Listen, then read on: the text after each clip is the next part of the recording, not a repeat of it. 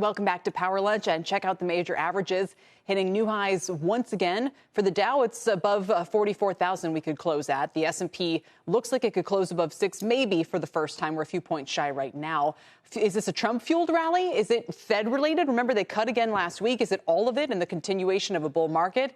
We ask Stephanie Link, Chief Investment Strategist and Portfolio Manager at Hightower and a CNBC contributor. These are very loaded questions, Steph.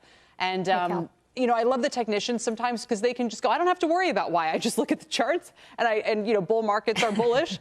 So kind of provide some perspective analysis on what we're witnessing here, because it's pretty extraordinary. Yeah, it absolutely is. But you know this just as well as I do, that the markets in general just don't like uncertainty. And we had that in spades with regards to the election, with regards to the Fed, even China and the stimulus. We didn't even know exactly how much they were going to stimulate their economy.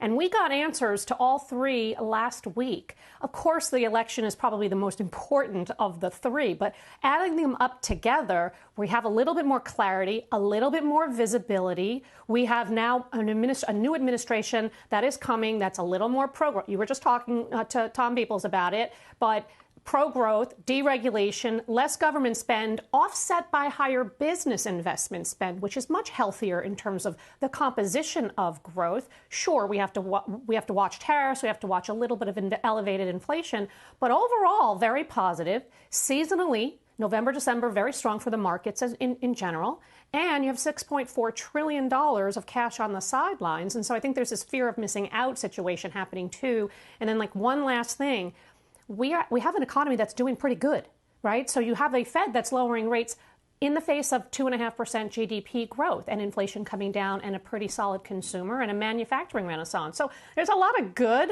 Seasonally, I think we could run, though, into the end of the year. We'll talk about 2025 at another point. Let's enjoy this now. So we kind of knew what we were supposed to look at there for months. We were supposed to look at the election. We were supposed to look at the Fed. We were supposed to look at earnings. Now what do we look at? It's all over. What do we look at now? What do we watch? Can't we just enjoy 2.5% GDP growth and inflation moderating? Can't we also enjoy the consumer? We get this is a big week, though. CPI, PPI, but retail sales is also pretty big. But look, I mean, you have ISM services that came in last month, almost near 60. True. That is enormous momentum in the economy. So consumer has hung in there. And as I mentioned, you've got this manufacturing renaissance with the grid and power. And so you got this double whammy happening. So, yeah, I kind of just want, Tyler, I just want to enjoy it for now. Yeah. We have plenty of things to worry about next year. But is it too good to be true in a way, Stephanie? I mean, that's so... because I have to worry about something. So now I'm worrying that this is the late 90s all over again.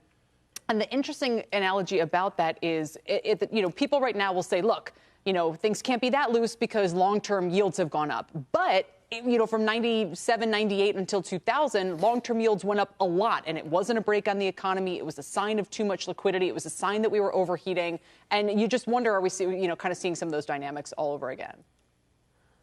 Well, I think that rates and yields have gone up because we have better growth, and maybe that brings a little stickier inflation. I'm not so sure. I mean, Trump just ran on lowering inflation. So, and the composition of the spend has been crazy on the government side and not as much on businesses. And that's in the last 6 months. If you talk to companies, which I have, they'll tell you that they were waiting for the election results before they really would implement a new CapEx cycle or a new M&A cycle or just business activity in general. Now they have it. No, but back to your point on we have to worry about something, I 100% agree with you. I always worry. And you've heard me say this before. I worry when I don't worry, because that means that we're complacent, right? So there's always stuff to worry about. But I think adding it all up, economy good, an administration that's going to promote better growth should be good for corporate earnings. And that's what I care about as an investor.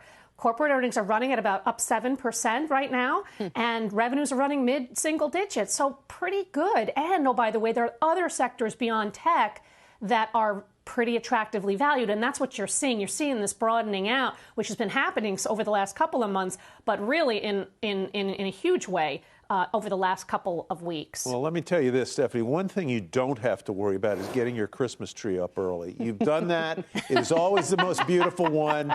I'm sure all your packages are already wrapped, so you don't need to worry about that. Yeah, she left that off the list. She said we learned about China, we learned about the election. You put up the green tree, Steph, and we talked about this. That was the sign. It was red last year, green this year.